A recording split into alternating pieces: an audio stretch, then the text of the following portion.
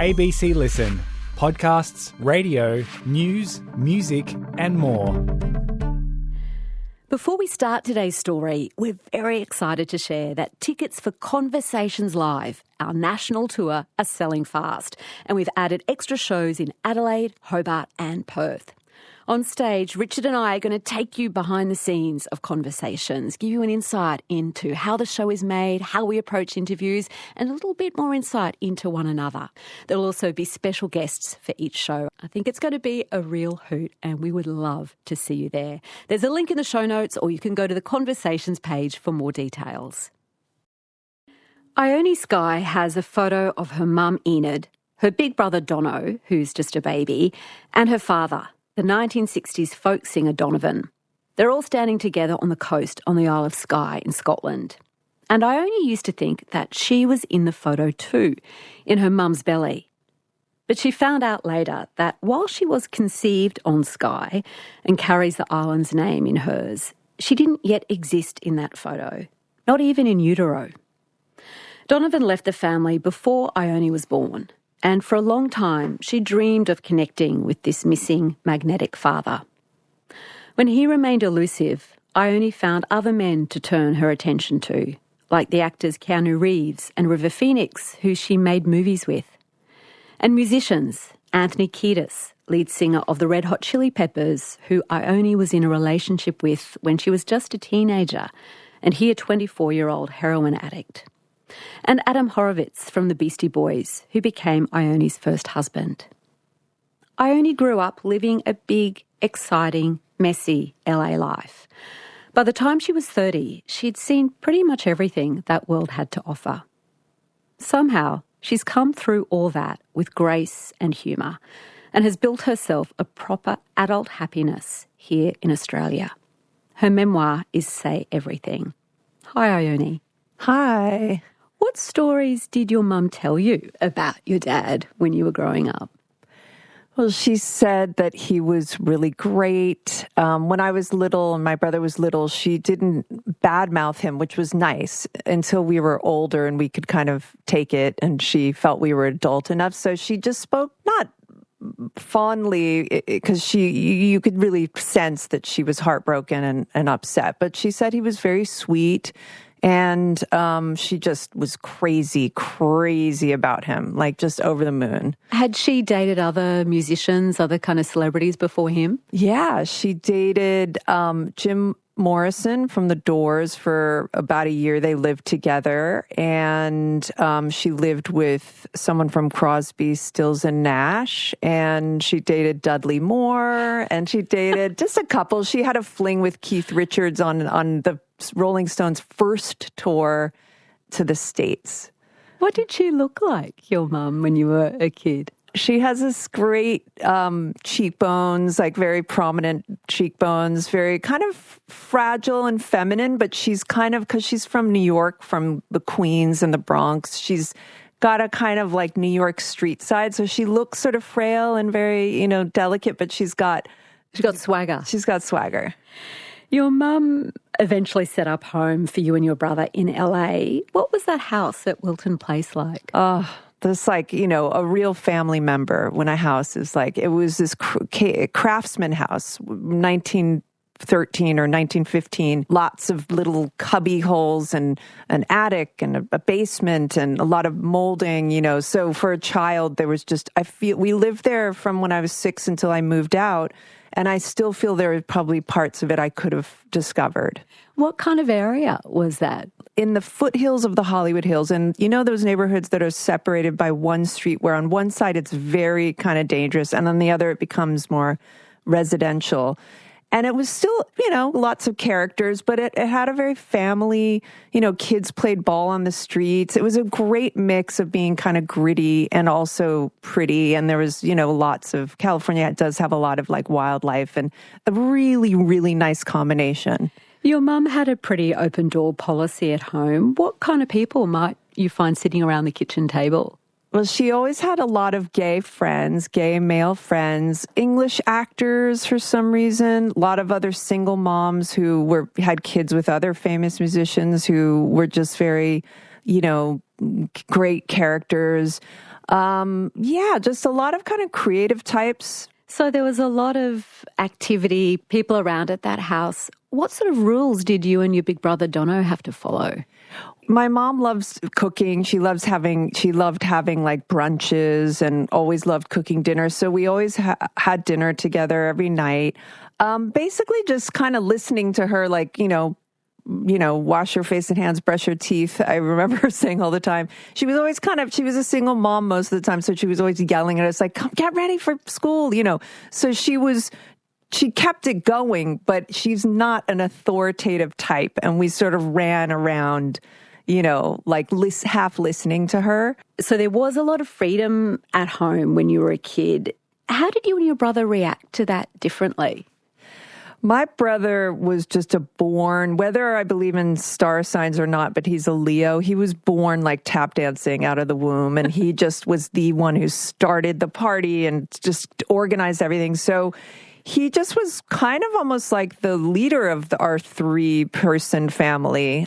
And I'm just very shy in my room drawing and writing. And I don't know, I just we both got to be ourselves in that environment. Were you close as kids? Yeah, I was just obsessed with him. He was, 3.5 years older and just a dazzling, star quality type of person, always doing fun things. And he luckily was like the sweetest older brother. Sometimes he didn't want me around. I'd pretend, I think I lost my shoe and it's in your room. And he'd say, Ione, I know what you're doing. Get out of my room. Like, he didn't always want me around, but I would love to just be around he and his friends. Growing up, in sight of the Hollywood sign, Ione, did you dream of making it in the movies? Was that your dream as a kid? It's funny, not consciously, but it must have been in there. I was always organizing dances to like old musicals, like, My Fair Lady with my friends. We would do auditions on the schoolyard for them and never put them on, but just make everyone audition for us. But me and my friend Hallie. But I didn't say, Mom, I want an agent. And my brother got an agent on his own when he was a teenager without asking my mom or anything. I wasn't like that. But once it happened, it did feel a little like a duck to water. And I loved kind of old Hollywood. So part of me was enamored, and it felt very natural when it did happen. It's interesting when you describe yourself as a shy kid. Performing can often be a way for that shy kid to feel comfortable in public. That's a common kind of, it feels like a paradox, but how was it for you, that shyness and the performer in the one person? Yeah, I definitely have a push-pull with it, but as I know so many actors, there's a type that love it 100%, just want to be seen and eyes on them all the time. And then there are many who have a push-pull, who just kind of, I can't wait for this scene to be over, because there's a lot of fear you're not doing a good job, and they just want to, so that takes some of the enjoyment away. But yeah, I think I'm more of the push-pull, where I love it and I hate when I'm not having, a camera in my face, but I also am like, I can't wait to be finished, because, like anyone, it's hard to want to be good and hope you're good. Your big brother Dono did a lot of the leading of you in your career in the early years. He introduced you to River Phoenix when you were both 13 or so. What was River Phoenix like? I felt like a kinship to him. He was similar to me. He's sort of quiet and just fun, like to have fun. I mean, we were basically kids, and so we just like to goof around and have fun. So he was just like your normal kind of kid, but he was also like, seriously, even at 13, 14, was already like really acting a lot and in the business. So you sense he had that kind of kid thing, but also you're working an adult job kind of vibe. Dodo also got you your first movie audition for River's Edge. What was that film about? River's Edge is based on a true story about this teenager who killed his girlfriend in high school and showed the kids the body, and they didn't say anything for a few days. And so it was in the paper. And it was just a very dark, sad story, but, really well done. Everyone on that movie was of the highest level, from the cinematographer to the score, everybody. Were you nervous? I mean, this is your first movie role. What do you remember about the audition? Oh yeah, auditions are just terrifying. I only recently have I started liking them more.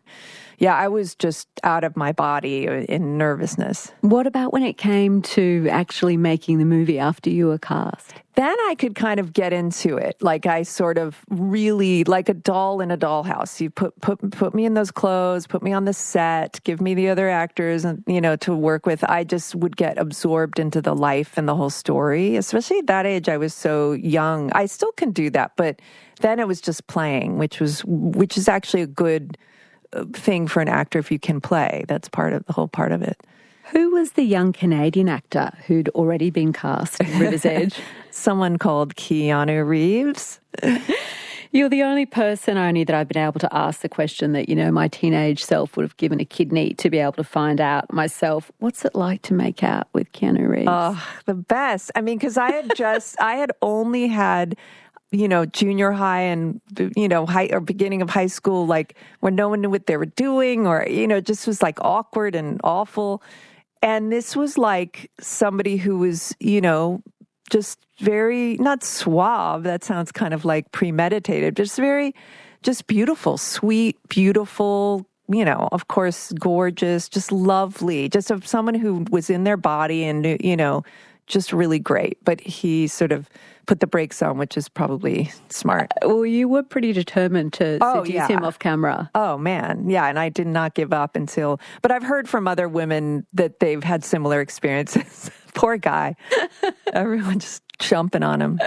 I mean, when it comes to Keanu Reeves, I think desire is probably a pretty straightforward feeling. But reading your memoir, I was thinking about growing up in that era in the 80s and early 90s and coming of age in that time. For girls, sex and desire was so entwined with so much other stuff like power and validation and still these really terrible gender stereotypes. When you were growing up, what did you observe about power and how women and girls in particular could get power? Yeah, I think my particular family, it was about women still getting married, even though my mom loved the 60s, was a hippie. And I mean, the women's lib hadn't really come until the 70s. And so my example in my family was women just get married and you have a nice life. And, so my mom, as much as she was just having a 60s and an open kind of life in a way, she also did that. She often just wanted to get married and she ended up doing that. She would just sort of get married and be taken care of. She worked a lot on and off, but some other families had a different thing, like it would be being educated or having accolades was their thing. In my family, it was kind of just figure it out and use what you got. And, use what you got. Like, how important was being beautiful for a girl? Yeah, I really thought it was.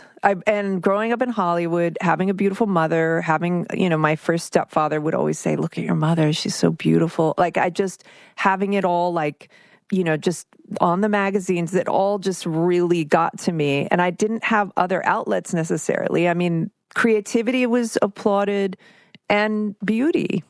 And when it came to sex, I mean, there were still so many messages in the movies of the time, let alone in the eras beforehand, that for a girl to want sex was dangerous. Things didn't go well for girls who were sexual in Hollywood or anywhere in those stories our culture told itself. I know. It's so true. And for me, I was precocious, but it wasn't like I was sort of like needed to do it on a physical, like I wasn't like driven by my sexual desire, although I was, an amped up teenager, but that's not why I was doing it. I was absolutely going for it to have an experience and to be validated. It wasn't like, I need to get off or whatever to not sound gross. Because when you write about having sex for the first time or the intention to have sex for the first time, it's not really about what you desire. It's about that validation and kind of getting that guy's attention. I think that was such a common experience for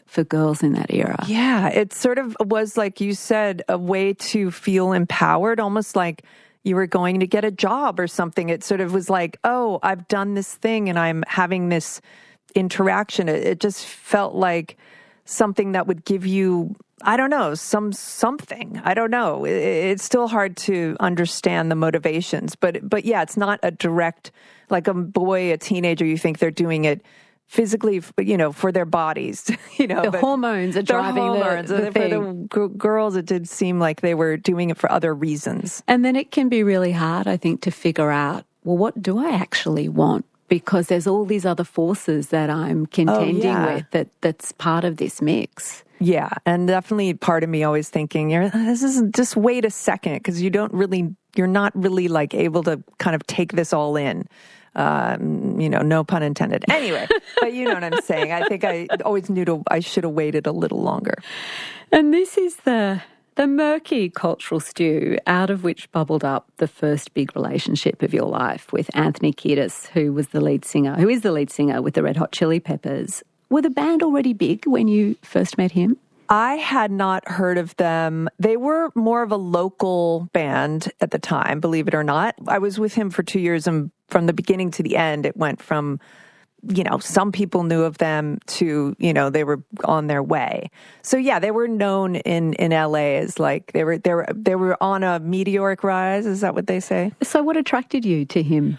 I was just into Flea. I was acting with Flea, the bass player of the band, in this funny movie that I didn't really want to do, but then I did it because it was a good money, and I don't know, it was all very confusing. But I did this movie, and I love Flea. I had a crush on Flea, and he was with someone else, and then he just kept talking about my best friend. I'm so worried about him. He's in rehab. I didn't even know I knew what rehab was, but I didn't really, I just thought, oh, that's interesting. And then I met him through Flea. And I think I wanted to stay in that group of friends that Flea introduced me for some reason, even though it was an older group, a faster crowd. I was sort of uncomfortable, but I was sort of intrigued. I was curious about this older, crazy crowd. How quickly did you and Anthony move in with one another? Pretty quick. I mean, he was sleeping in his manager's apartment in the Valley.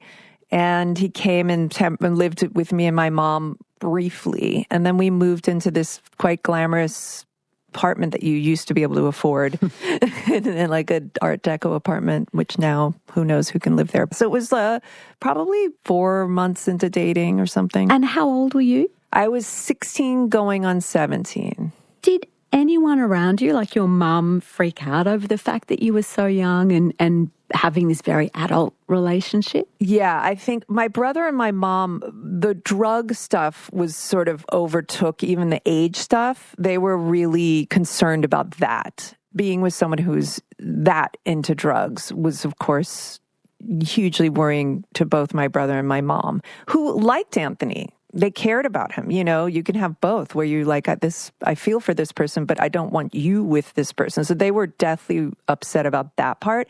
And the age, I think, came a close second. You write about loving Woody Allen's film Manhattan, which I remember loving and watching over and over again, also as like a 14, 15-year-old, which of course has the story of Mariel Hemingway at 16 or so with 42-year-old Woody Allen. Like it really was a different era in terms of those age differences. I know, all the French movies. And I still have a hard time, I notice when men only date women who are young, but just sort of, so I still have a hard time seeing how it's sort of weird, unless it's like overtly so strange. But yeah, it's a funny thing to be programmed to kind of not think that's strange.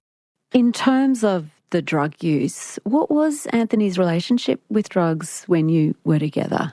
Well, he was just a full junkie, just really like needle-using junkie. And it was very intense. And for some reason, I also got used to it very quickly. Like, it's a funny thing. I noticed with myself, this is another example of that, not having much money, not having much kind of fabulous things, and how easy it is to go into, back then we had limousines, when you got picked up. And I would just be in a limousine like, wow, a month ago wasn't my life, and now how comfortable I am. It was sort of weird like that. Like all of a sudden, it was always like terrifying. But how I got used to being with someone who was doing drugs like that, it's sort of baffling. How did I get used to that?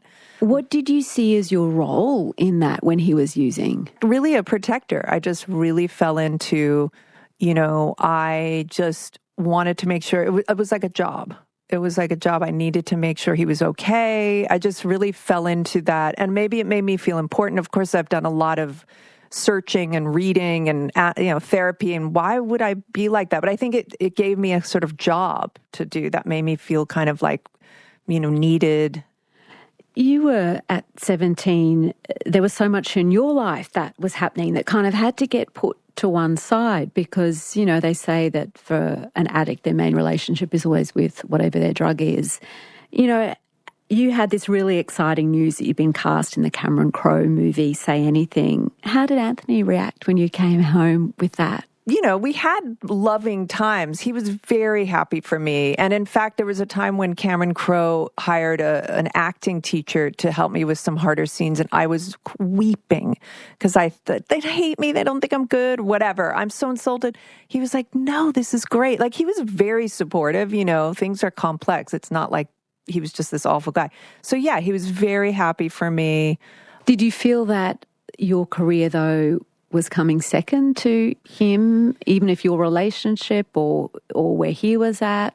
Yeah, I was able to compartmentalize, or at least thankfully, I loved doing Say Anything so much. I was, I took it so seriously. So when I would get on that set and I would be involved, that was all I was doing. And then the day would wrap and then all of a sudden I'm back in my life and then I would be back in Anthony land.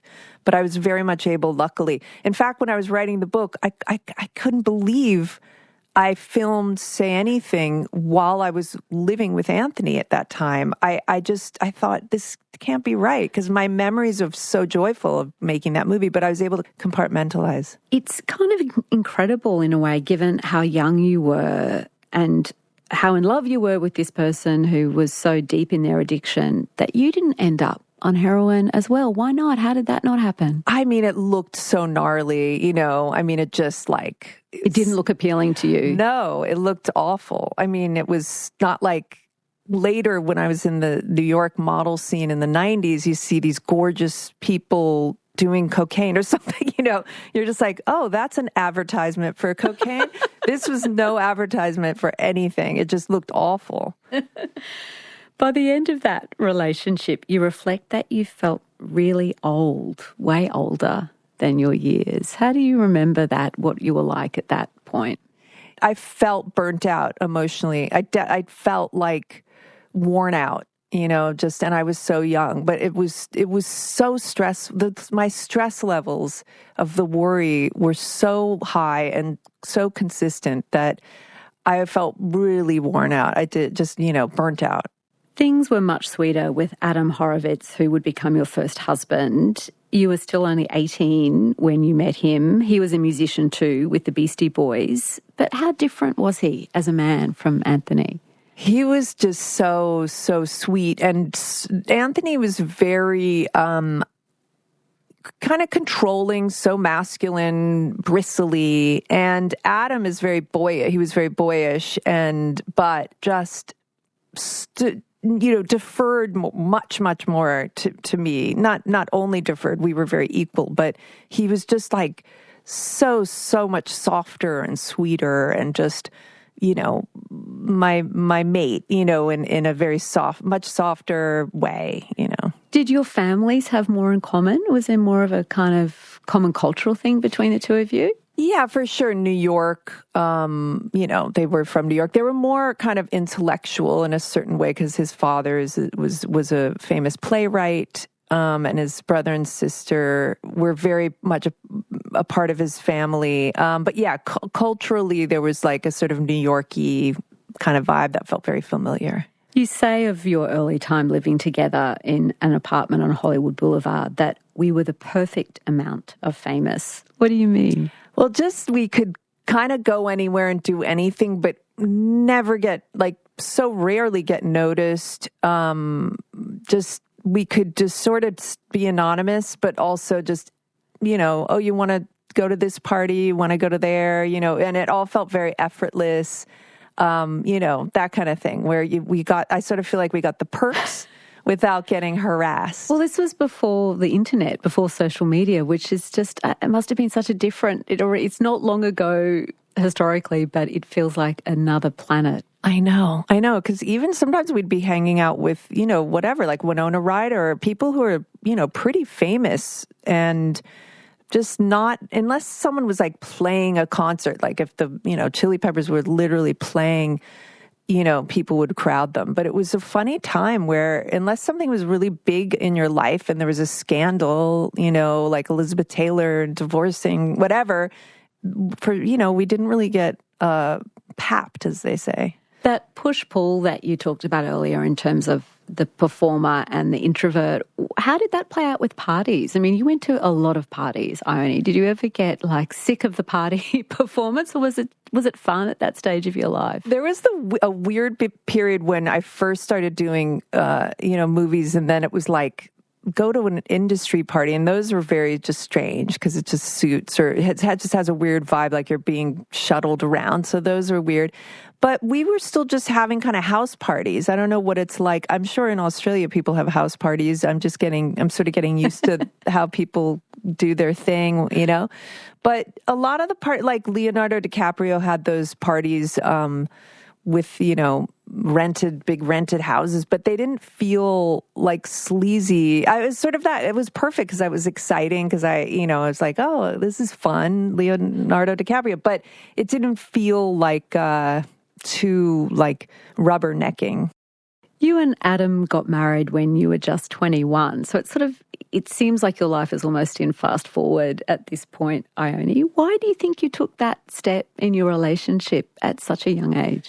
Well, one reason was I got a TV show in England that I was going to do, and it was at least going to go for 5 months. And if it got picked up, I would move there. And he was touring a lot, and we were living together. And I was just afraid. I just thought we have to get married so we don't break up, or I didn't think we would break up, but I just thought we have to seal this.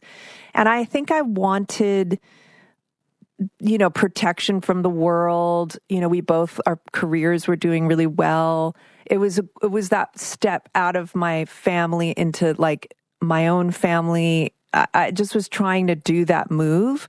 And I probably should have just been younger for longer and not had this, but I think I thought if I have a domestic solid life with him, I'll be protected, so I think that was part of my motivation.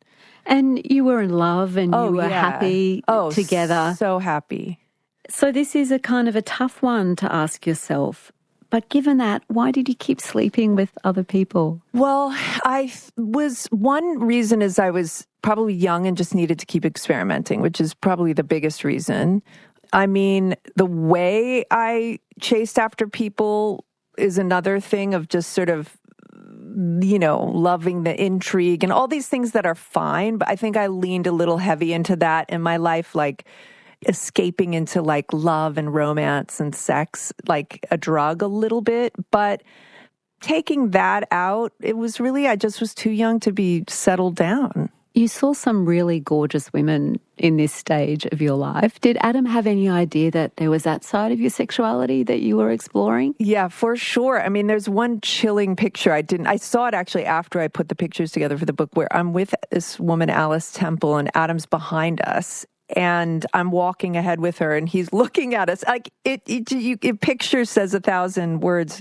It just says it all. So he was friends with, Alice Temple as well. And he kind of knew. That's why at a certain point he sat me down and said, what's going on? Why don't you do this, basically? And I begged him, no, let's just stay together. And he put up with it for a little while longer. So he did know. We were so young. We didn't know how to have conversations that I would have now, but we sort of skirted around the issue. But I think he sort of knew. Given all of that, was it still a shock to you or a wrench to you when the marriage came to an end? It took me so long to kind of put it in its right place and get over it. But at the same time, I knew with every cell in my body, like, we do have to separate. Not so much like, oh, because I need to be with this woman or I need to do that. It was just that kind of thing where on paper it was like, this is such a great person. You should just stay married. But inside it was like, you just do have to break up. Do you think, whether at the time or looking back, that your history with your dad and his abandoning you, was that part of what was going on in this dynamic with Adam? It must have been, and it still must be, because I still have quote unquote abandonment issues come up. But now I know what they are, and my husband now is a musician. Surprise, surprise! I'm only with musicians, and even when he goes to Melbourne for 2 days or something, and I'm in city, I know inside I feel this nervousness or this abandonment, and I almost want to punish him for abandoning me. But now I know it so well that I just run it through my head, and so I don't really act on it by trying to find another partner to keep me safe or having a fight with him or whatever. That's some hard-won wisdom, Ione. Your father, Donovan, had kind of reappeared in your life. Tell me about your first meeting with him. How did that happen? Well, my brother met him. He was dating Susanna Hoffs, who was in the Bangles, and she said, your dad's recording next door. And my brother had not seen my father in years. Like, he was 7 the last time I'd seen him, or 10, I think. And now my brother Katu's like 19. So he found my father, and my father was living, we thought, all the way in England, but really he was living like 3 hours away in the desert with his new wife and my half-sisters. And so my brother is so outgoing. He just, started a relationship because he started his career. He started his relationship with his dad again. He can make things happen. And it took him a lot of convincing to get me to meet him, because I'm very prideful. I don't want to meet you if you don't want to meet me. I don't want to go to a party unless I'm invited. I'm just like that. So I just thought, what am I doing? I have to. So you drove out to Joshua Tree where he was living. What was how did you first see him? What was the first encounter? He's just very amazing. He had his guitar and he was dressed sort of like, Johnny Cash for some reason. And he was singing about this boy who had hung himself from a tower. And my brother and I were like, what on earth, Adam's family? What is going on? But anyway, we had a really weird but kind of amazing time. And I wanted more after that. Even though he hadn't made an effort, and after that, on the drive home, I thought, I just want more. I want to see him more. And did you get to?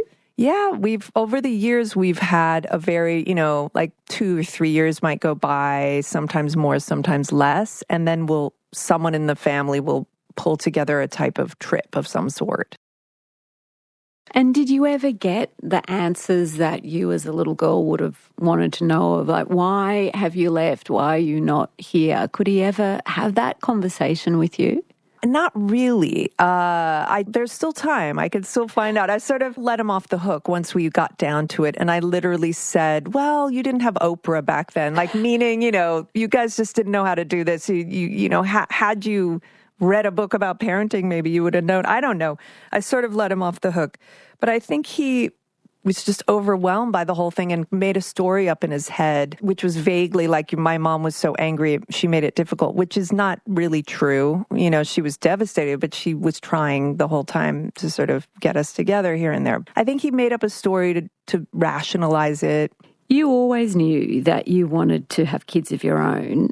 And you did try for a little while to be the trophy wife of a wealthy, socially connected blue bud.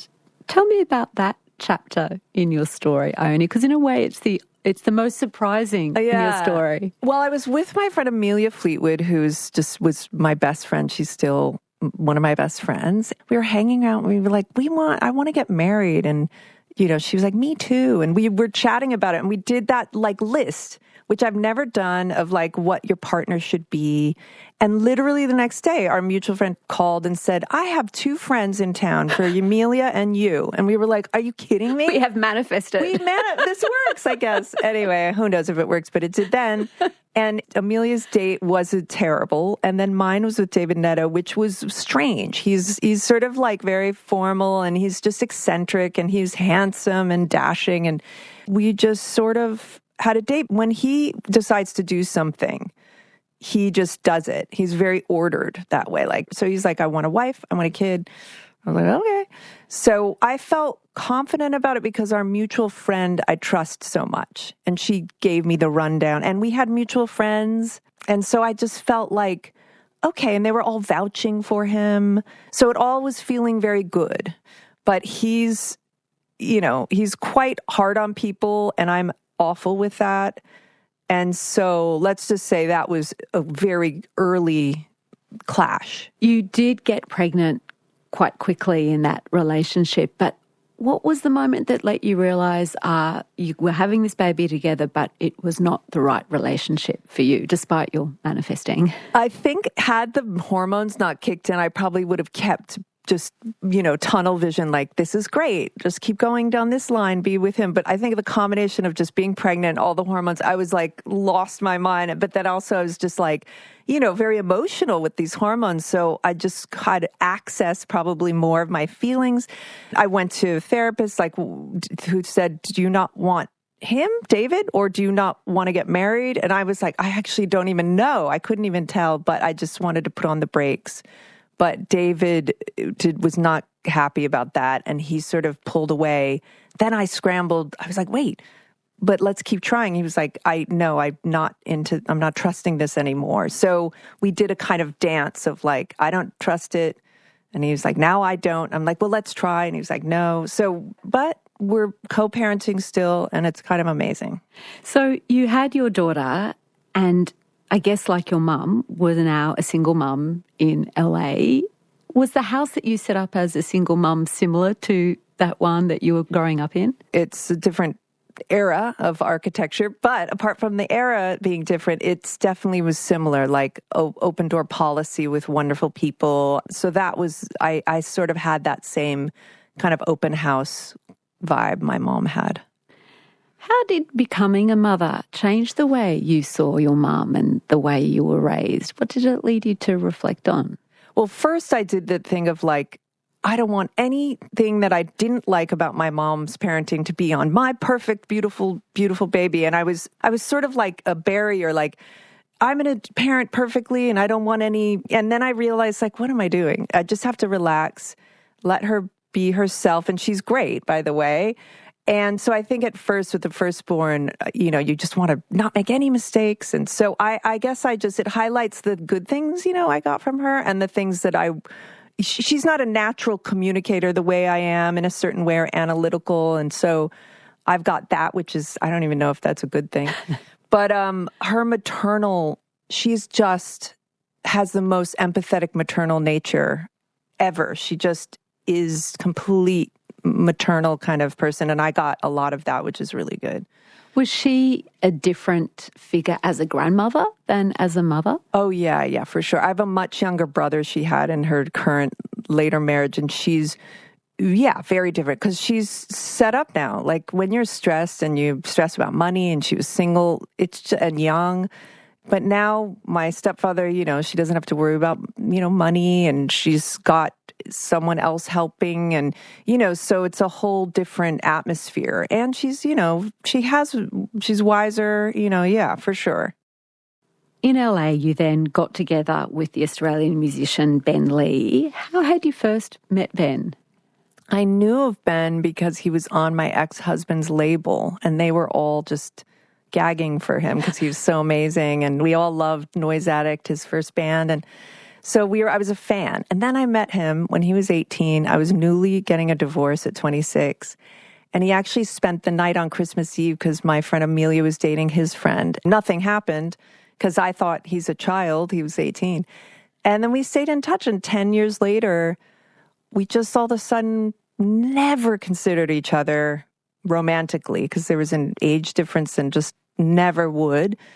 And then all of a sudden it just like, wait, what about you? So we went on a movie date, and it's just, it's been kind of incredible. What did you see in him that suddenly looked different to you? I think at first I was looking for another partner. At this point, my daughter was 4. For the first 4 years, I was just all mom.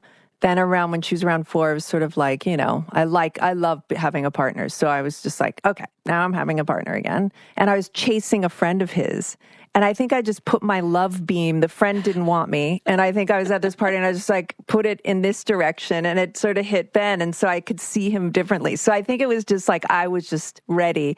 And I think I kind of made him think, oh, what about her? I think your love beam would be a pretty powerful thing. You'd had these experiences where it had been, you know, fast forward and there'd been a lot happening very quickly, a lot of emotion, a lot of passion, and then maybe this collapse. In terms of things with Ben, did you want it to work differently or did he want it to work differently? Yeah, it was a real combination. But yes, I wanted to not cheat. I wanted to not just be like lost in love in this kind of like ungrounded, druggy kind of vibe of, you know, romance way. I wanted to really feel grounded. And it turned out it was a perfect person because he is a sort of a workaholic in a sense, but he doesn't have that with love, but he turns out to be very romantic. So he's got all the romance, but he doesn't get heady. So he saw me and I went crazy and tried to like kind of get into this like love thing with him. And he was like, I'm not interested in that. And I was like, okay. So I believed I could have a different, more grown up, grounded relationship, but I didn't know how. But I was like willing to try. And he was the perfect person to try with. When you describe your childhood and adolescence, early adulthood, it's such a LA, Hollywood kind of story. It must have felt a really big decision to move halfway across the world. Yes, it is. And yes, but I meet people who have moved here from, you know, San Francisco, someone from Canada, like different places, and they say just, you know, take a minute, you know, take a couple years and you'll get more and more like used to the differences and all of that. I mean, it's so beautiful and amazing here that I'm loving Sydney. I'm loving Australia so much. I miss LA. It's such a part of me, and New York. But I'm being patient because it's a process of moving. You and Ben have a daughter together too, and I wonder, you know, as you watch your daughters grow up and become the ages that you were when you were, you know, making movies with Keanu Reeves, dating Anthony Kiedis, getting married to a Beastie Boy. How does that make you think of yourself or feel towards that younger self? Like, do you see yourself in them and how different, I guess, their lives must be to the life you were leading? They both didn't have boyfriends that were difficult, but they've had friendships that were very heavy. And I was able to say, you know, this isn't your job, so to speak. You can support this friend, but if, you know, some of this stuff is just not for you to solve. So it's nice to have that because they can still get into dynamics that are a bit heavy for their age. I'm glad so far they seem to have way more boundaries than I did. And they seem to kind of be, you know, I don't know, just like they take care of themselves emotionally better than I did in a certain way so far. What do they think about their mother's wild youth? Well, my 15-year-old wasn't going to read the book because she's sadly doesn't adore reading. But her friend came over and started reading the book aloud. And then all her friends, and I was like, oh my God. So I was sort of like stopping that a little bit. But we talk about it. She'll bring it up, but we'll talk about things. And some are cautionary tales, like, you know, for sure. Like, it's not all like, oh, do this and do that. It's sort of like, that was destructive. That was not, that was this, that was that. So it's like a cautionary tale in some ways. Things could have gone a different way for you with that kind of childhood and that kind of risks that you were exposed to. What do you think it was that let you find the happiness and stability that you have clearly in your life now? I mean, I probably my mom and my grandparents. I'm amazed because it is also sometimes does seem sort of random. Like, you know, you two kids in one family and one's doing great and one's not and whatever. But my brother and I have always had a side that even if we go out and sort of stop taking care of ourselves in certain ways, we always come back to like health and taking care of ourselves, whatever that looks like, whether like we'll go back to therapy or start a, health kick or whatever the hell it is, we have this desire to, and I think because my mom was similar. Like, she definitely would abandon herself sometimes in certain ways, but she's always had a really big part that like just goes back to taking care of herself. So I think by example. So much that we've talked about and that you've written about in the memoir is about your relationships with different men. In terms of your sense of yourself now at this stage of your life and who you are as a woman and as an artist, what are you looking forward to in the upcoming years rather than what was there in the past? I feel just, this book has given me so much confidence. I feel I just understand the business, even though the entertainment business is having a transition, big transition. But I finally sort of understand it. So I feel like it's going to be a good phase of acting. I love painting, so I'm going to try to moving to Sydney, I realized like I'm looking for paintings for my wall and I'm a painter. So I'm like, I should do a show. So a very big creative phase, but now I seem to know how to manage, just my energy. And it's nice getting older because you feel like you know how to work better and rest better. It sounds like exciting things ahead. Ione, it's really been a pleasure to meet you. Thank you so much for being my guest. Oh, my pleasure. Thank you. Ione Skye was my guest on Conversations today. Ione's memoir is called Say Everything. This conversation was recorded on the lands of the Turrbal and Jagera people. And if you've got some Gen Xers in your life who remember Ione from the films that she was making back in the 80s, you might want to share it with them. I'm Sarah Konoski. Thanks for listening.